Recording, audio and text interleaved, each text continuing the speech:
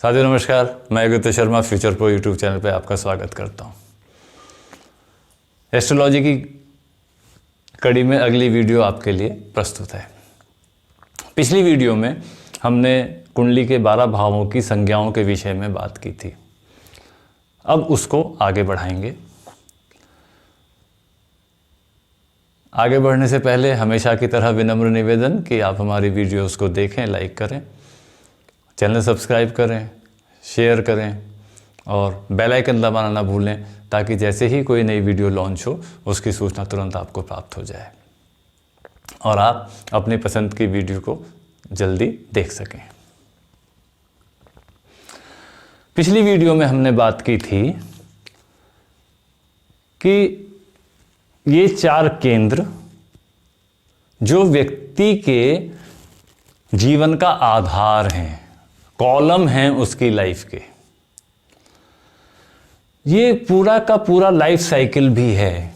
जो हॉरोस्कोप की हम बात करते हैं ज्योतिष में, ये पूरा का पूरा लाइफ साइकिल है। एक व्यक्ति को जन्म लेने से और मृत्यु तक जिन जिन चीज़ों की आवश्यकता पड़ती है वह सब चीज़ें इस हॉरोस्कोप से, व्यक्ति के हॉरोस्कोप से पता चलती हैं कि वो किस तरीके से अपने जीवन में परफॉर्म करेगा, कब उसकी लाइफ में उतार चढ़ाव आएंगे। ये सब चीज़ें इन हॉरोस्कोप से पता लगती हैं।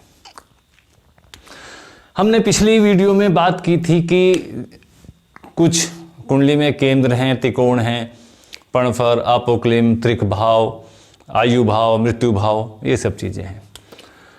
अगर हम बात करें तो ये भाव कंसेप्शन, गर्भाधान, संतान, संतान से मतलब गर्भाधान, और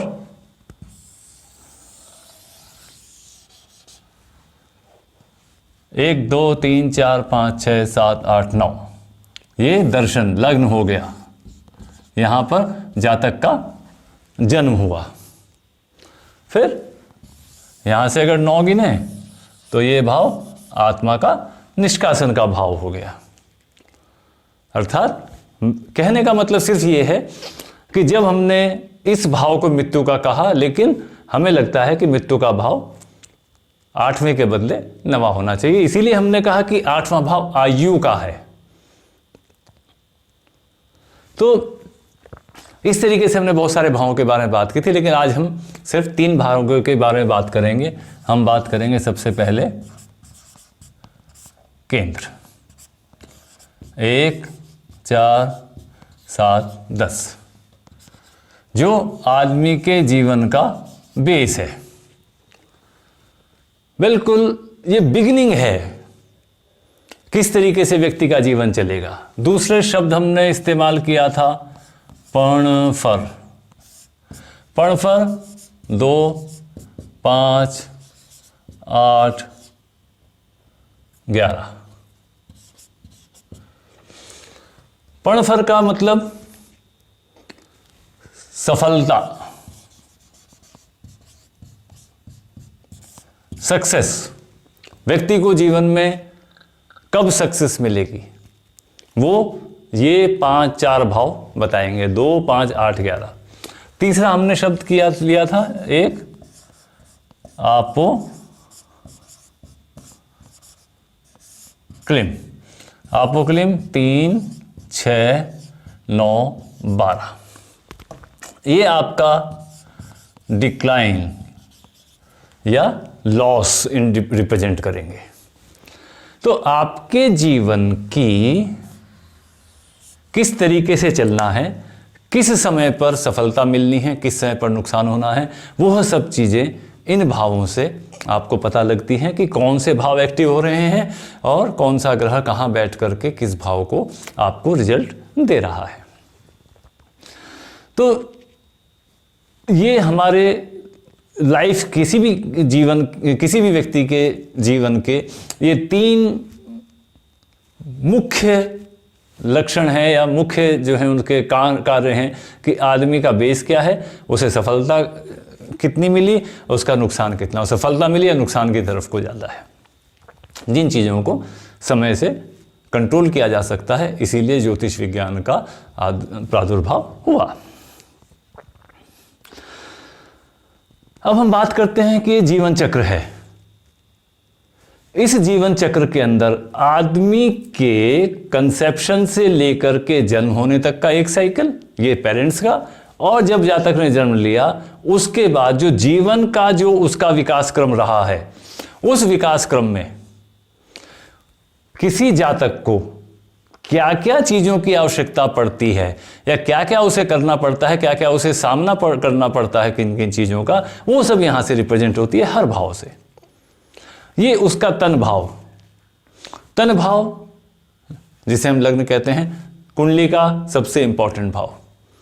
अगर व्यक्ति शरीर से मजबूत है तो वो जीवन में कुछ भी कर सकता है। यदि यहाँ पर कोई दिक्कत आ गई, शरीर में कोई दिक्कत आ गई, तो जातक को अपने जीवन में कठिनाइयों का सामना ज़्यादा कर। अब यहाँ से हम जीवन चक्र का एक बार साइंटिफिकली देखते हैं। आप ये देखिए कि ज्योतिष कितना साइंटिफिक है।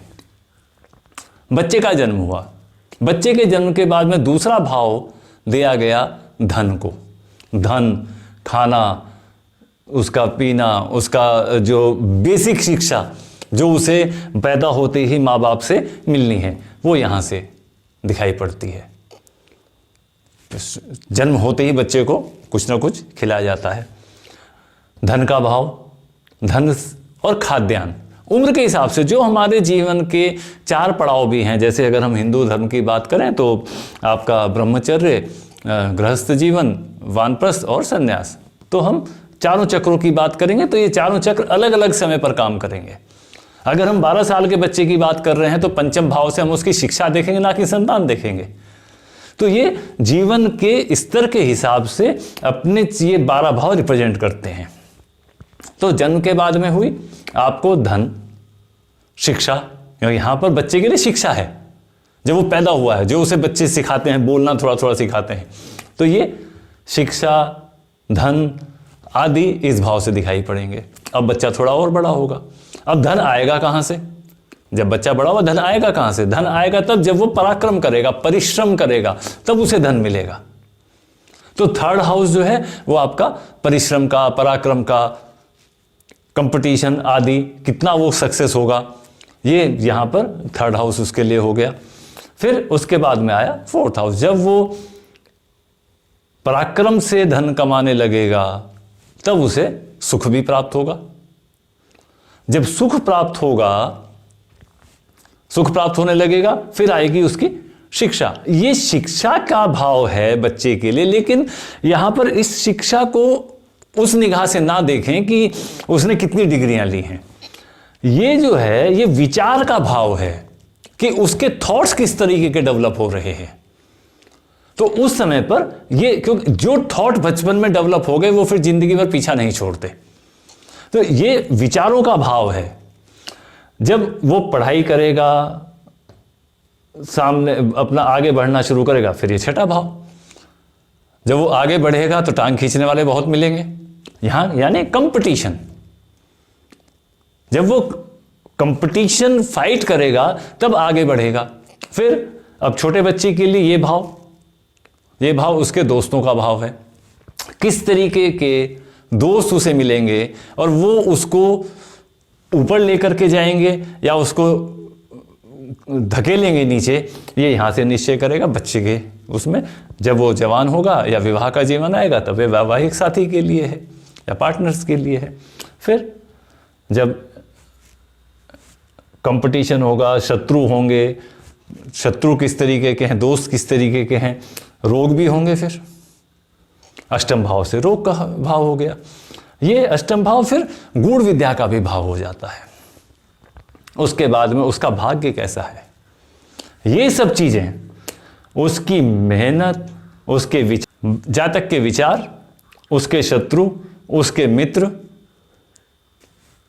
उसके जीवन में होने वाले रोग, चोट, उसका भाग्य डिसाइड करेंगे कि वो कितना कंपटीशन में आगे आकर के कितना स्ट्रांगली उसने जो है अपने जीवन को उठाया। तो भाग्य भी उसी का साथ देगा जो कुछ करेगा। फिर उसको अपना प्रोफेशन, अपना व्यवसाय चुनना है, उसमें ये सब चीज़ें ने साथ देना है। जब व्यवसाय करेगा तो आय आएगी, जब इनकम आएगी फिर वो खर्चे भी होंगे। तो ये पूरा का पूरा लाइफ का साइकिल है। जब विवाह होगा तब संतान देखी जाएगी, जब विवाह होगा तो संतान देखी जाएगी कि भाई अब जातक के जीवन में संतान का क्या है, पत्नी कैसी मिलेगी, व्यवसाय कैसा मिलेगा।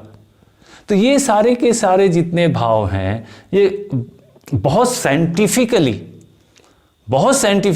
डिसाइड किए गए हैं और हर व्यक्ति के जीवन में किस समय पर क्या होना है ये इन सब चीज़ों से दिखाई पड़ेगा जो हमने अभी इस वीडियो के शुरू में बात की थी।